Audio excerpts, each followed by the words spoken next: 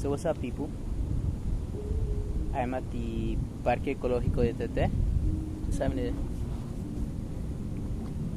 peaceful moment, just finding a time to feel safe, to go in and not out, and it's been good. Lately I've been enjoying too. Lately I've been enjoying doing these things, going out to a park and trying to find experiences, trying to find people that are present, people that I can talk to, people that it's not just gonna be a superficial conversation where we talk about sports, maybe something I'm not too familiar with, where we're gonna talk about fame or other people. It's been more of talking to myself, finding out who that really is, and then talking to others and really caring for them. So that's life, right? But what is life? What is life?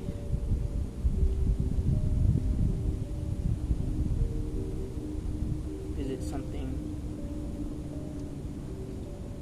that we may be in without knowing? Or is it something that could be just an illusion? That we're maybe in a deep sleep? And it's like there is a thing that's played over and over again every day, and it's the same, and we may think that we're going and a day comes and then we're going to the next day and then the following day, but in reality there's always a reset, and that's when we go to sleep. I'm not saying I think about that or that I think that is where we are, but I do think it's a possibility. And so I think life is about that, possibilities and exploring possibilities. But more than anything, I think, is being present. Being there so you can actually feel those, and it's almost like you're tasting a new dish for the first time, so you can savor it. And that's where we fail sometimes, and that was me for so long, just going and almost feeling like I'm running with time or running from time, because I'm always late, because maybe I want to spend a little more time doing one thing, but I'm also thinking about where I'm going next, what my day is going to be like, the people that I'm going to force myself to talk to, the people that I will want to talk to, and the people that are just in between.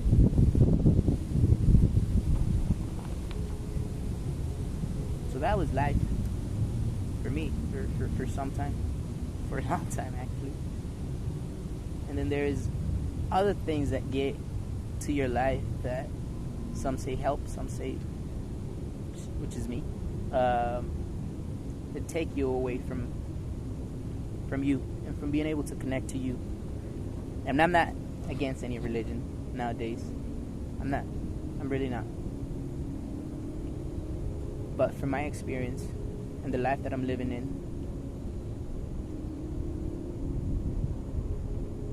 I think that churches as an institution, they take away more than they give. So we see families nowadays, which is because I can talk from experience,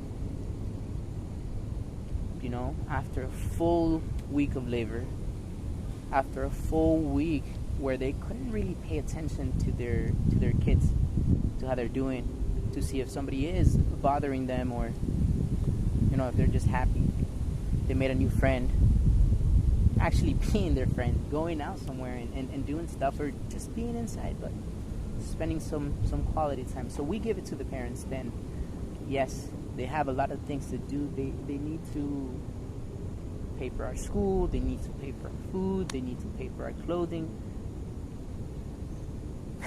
But then Sunday, right? Sunday comes when you would think it would be a day that you could be out in a park, that you could be out watching a movie, when you could be out, just coming close as a family, getting to know each other, but really getting to know each other, having meaningful conversations about life, accepting that even though they're your children that are in front of you, they may grow up to have a different belief than what you do, a different concept of life. And when you would get the time to actually know those type of things and explore those type of things and be in the very moment, you as a kid have to wake up early, have to get your clothing ready for because there's a thing called church where God expects you to be each Sunday. So you're in the hurry, right? And the environment already turns into something not always so something that you would expect, for a Sunday morning. You would expect it to be peaceful, but then you may have a family where there is 6 children, right? And then the parents. Can you imagine all of the work that the mom has to go through to get all those kids ready? Do you think she's gonna, and I'm giving it to the mothers there, do you think she's gonna be in the right tune to go to church? Or to at least pay attention to the children as well at church? And still have a desire to talk to them. But then we get to church and kids. And then you get to a class. Kids, now you can talk. But where are the parents? The parents are in another class learning about God.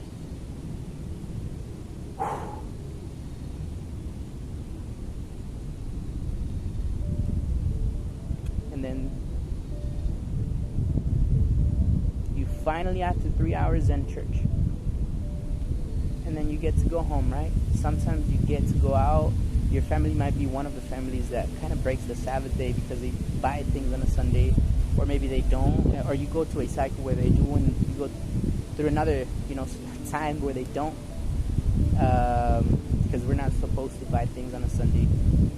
Maybe because we make things, or we make other people work, right? Which, regardless if we buy or not, they're still going to work. So then we continue with the Sunday. We get out of church. And 2 things happen.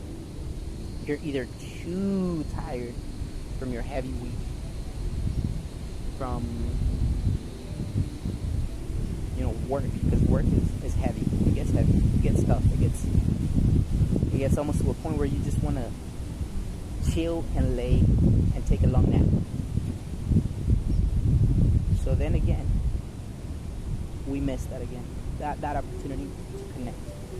But then you may have family members which have a calling or a special duty at church, and they're gonna have to go to a meeting, and they're gonna have to go and visit some people.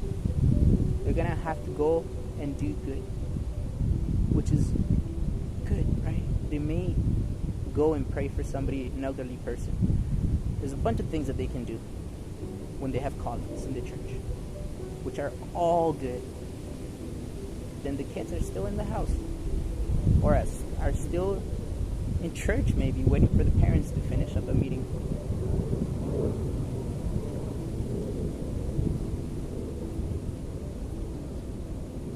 And I'm only saying this because that was life for me. I'm not a father. I am an uncle. And I would want my nieces and nephews to grow in a different story. And I think parents have that in their hands, to be able to rewrite a story, to to make things right. And I'm not saying and I'm not judging that what I had was wrong, because I believe that some people do the best in their ability and in their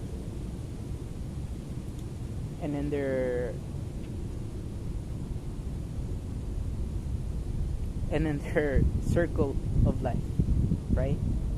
They do what they think is best. So again, we end that Sunday. We may have a time to have a family home evening and talk to each other. But it's like almost we left the last for the last. We may be giving the impression to our kids that there's other things that matter most.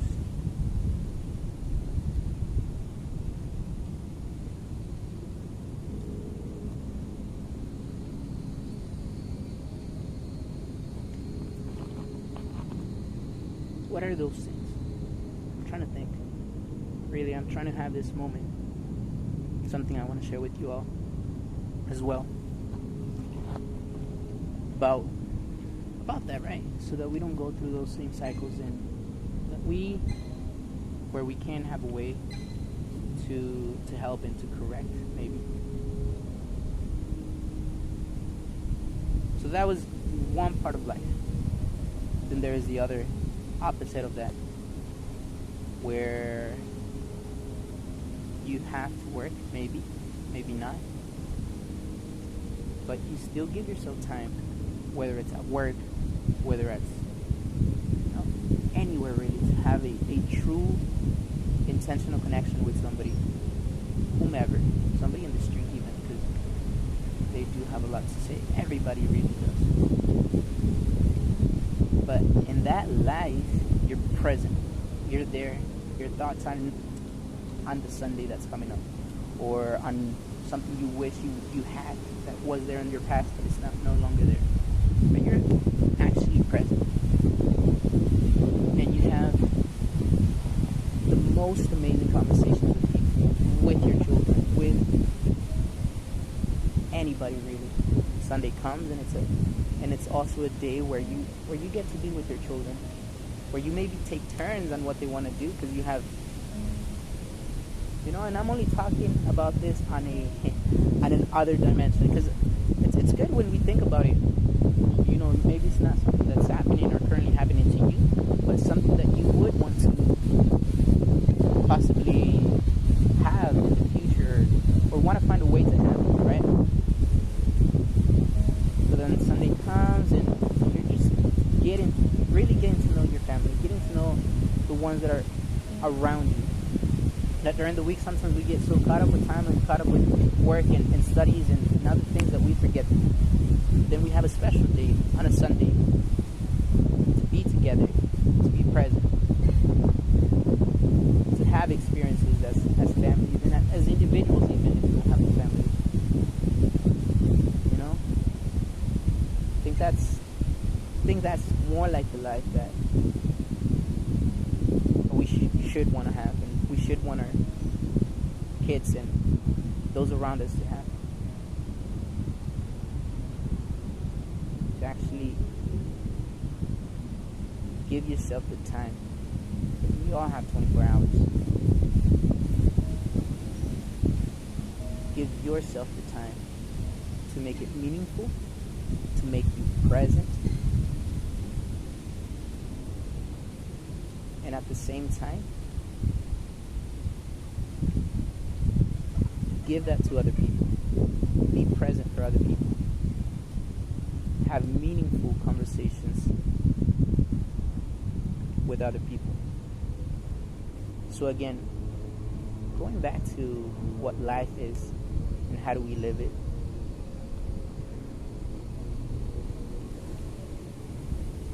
It's a hard question, huh?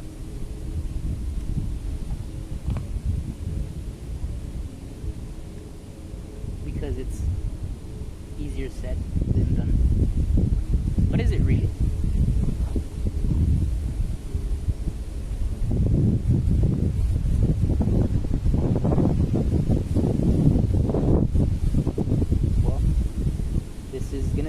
very first video that I'm gonna be uploading to a channel. So what do they say? What am I supposed to say at the end, right? Because at the end, I do want, I would hope for this thing to be able to reach everybody that's looking, to be a little more conscious, to be a little more present, to have a different reality than what they're currently having, to maybe have a different view of things. So if you felt that, if you're feeling, or if you felt that this is something that wasn't exactly for you, because it made you think of things in a different way, which you may not accept, if you didn't completely agree with what was just said, in that case, I think there is a block and some unsubscribe. But don't do that, because if it did that to you, it means that it's most likely going to be something good for you, something that you can think about and take it to maybe action. Who knows? I'm just thinking out loud. So that's it. I guess like and subscribe.